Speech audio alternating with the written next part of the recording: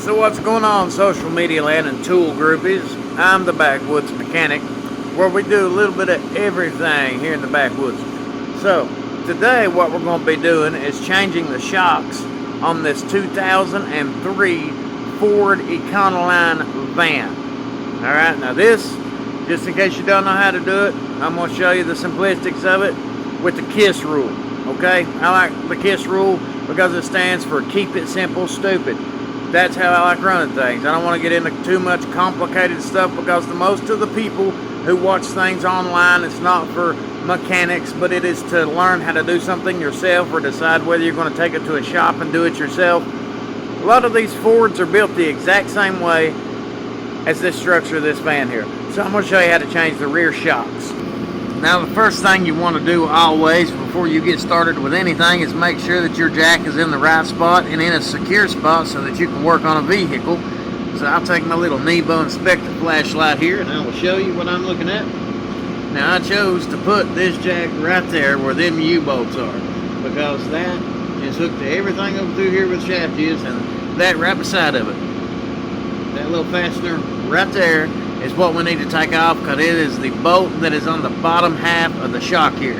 So I have jacked this up right there and I have scotched the front tires and putting a jack stand under it to make sure that I am in a safe place. Now you ain't got to have nothing fancy, folks. You just need something like this right here. I cut up an old pallet and I cut it up like this. That way I can stick it underneath the front tires of the vehicle. I ain't got to go buy nothing fancy to do this. Then you can stick it nice and firm underneath your tires. Take your sledgehammer, knock it back in there a little bit, and it'll hold the van and push it into the ground and keep it from rolling on you.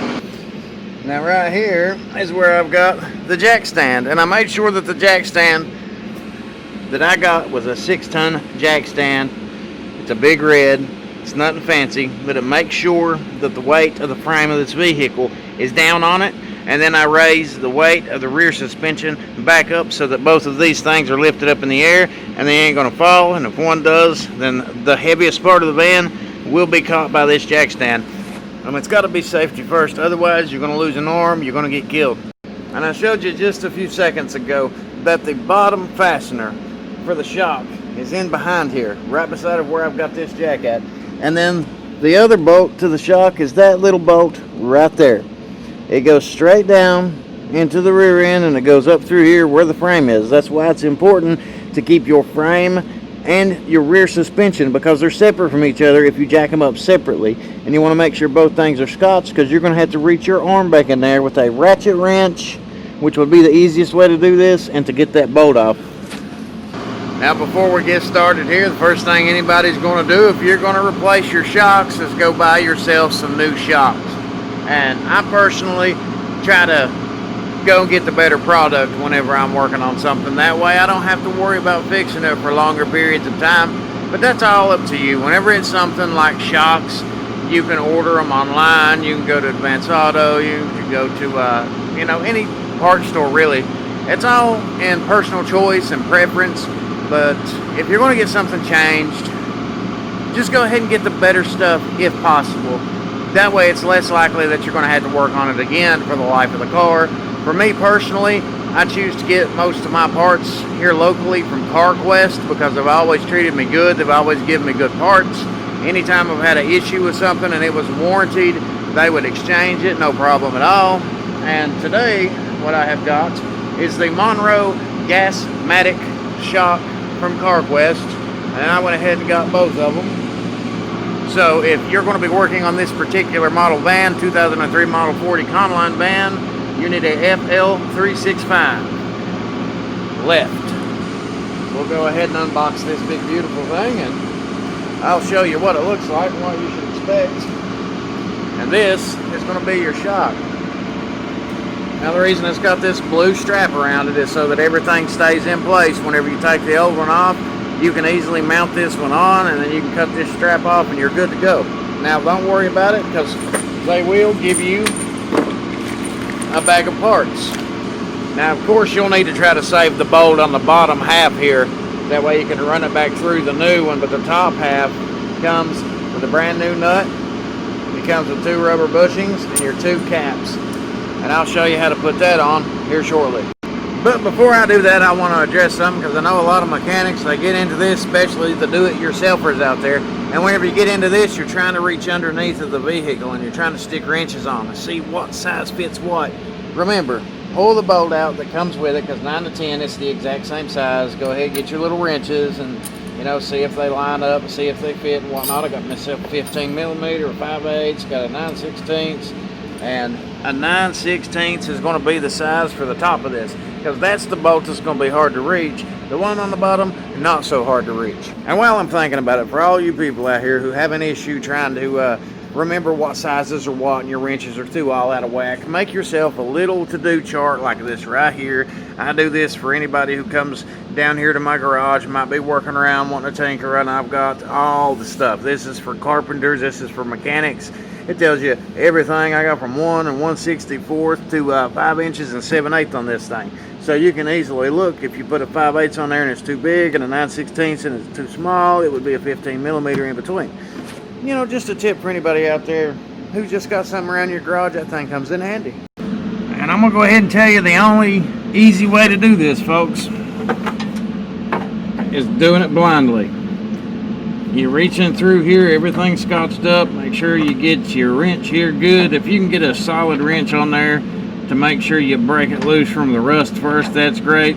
But then take yourself, after you verify the size and it's broke loose, get yourself a ratcheting wrench and put on it, and it makes this job 100% easy. Now the reason you want to break this thing loose on the top first is because that bolt going through the bottom keeps it cocking left and right, won't let it turn on you, and you'll break this bolt loose up top, or you're going to break the bolt completely off of it. The fastener will tear it off, and then you won't have to worry about it, because you're going to drop that one off, put a new one on to begin with. But just in case you need something hard to get to it to break it loose, and you have to use something besides a ratchet wrench, the little stubby wrenches work wonderful for this thing. Just a tip. But now I want to show everybody, before I continue going on here though, is sometimes you'll get a really stubborn fastener, and when you do, get yourself a little bit longer of a wrench, use another wrench, kind of like a cheater bar, and lay it over top of the wrench, and it should extend it out here enough for you to get a hold of it and break this thing loose. And for any of the do-it-yourselfers out there who don't know what I'm talking about, let's say that this has the fastener through it. You put your other wrench here so it pries up against that wrench, the direction that you're trying to take it off, and it should help break the rust away from that fastener and start breaking the bolt loose. And it shouldn't take too much. Once you break it loose just a little bit, it'll get it on there. Now, in order to make your job easier, I do recommend one product, and it's called Deep Creep, and you can get it at CarQuest also. That stuff is amazing. Deep Creep from CarQuest. Better than PB Blaster, better than WD-40, I guarantee that. Just spray a little bit of this on the bolts, let it sit for a few minutes, and it will do its job, and it will make yours a whole hell of a lot easier. But also, if you're working on a vehicle with a lot of rust and jagged edges, get yourself some mechanics gloves. These are mechanic impact gloves, and they will save you a lot of scrapes, a lot of bruises, and some tetanus shots.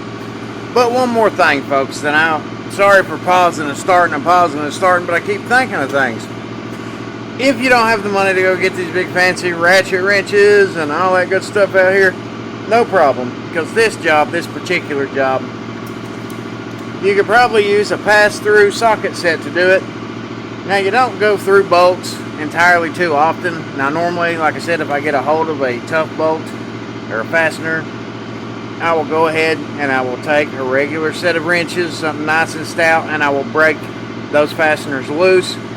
Then I will get my secondary options, such as the pass-through socket, such as a ratchet wrench, such as a crow's foot, something that'll work simple for me. But a lot of people out here cannot afford to go out here and buy all these fancy tools. And if you can't, you can't. If you're just a do-it-yourselfer trying to save yourself a little bit of money getting started, go to Walmart, get you some basic tools, some hyper tough, this, that, and the other, and then have them around the house. You ain't got to spend a fortune on Craftsman, a fortune on Snap-on, a fortune on Cobalt.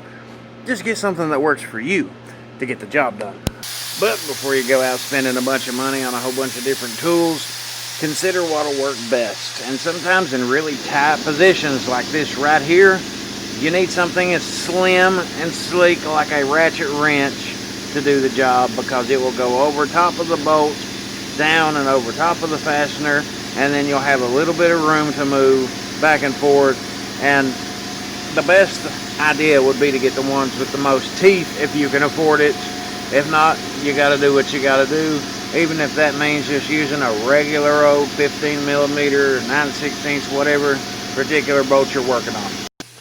But regardless of how you all decide to do this, if you're working on this kind of van, as you can see, I broke it loose, and I decided to go with a regular old wrench. And it's going to take a little while, because you have to pick it up, switch it, turn it, put it back on the fastener. But you know what? After a certain point, I'll put that little stubby wrench on there, and I'll be able to spin it round and round, and it'll come right off, because the deep creep has loosened this bolt up very good. I mean, I can almost turn it by hand, but one-handed touch and feel, you get it on there, just crank it until you get it off.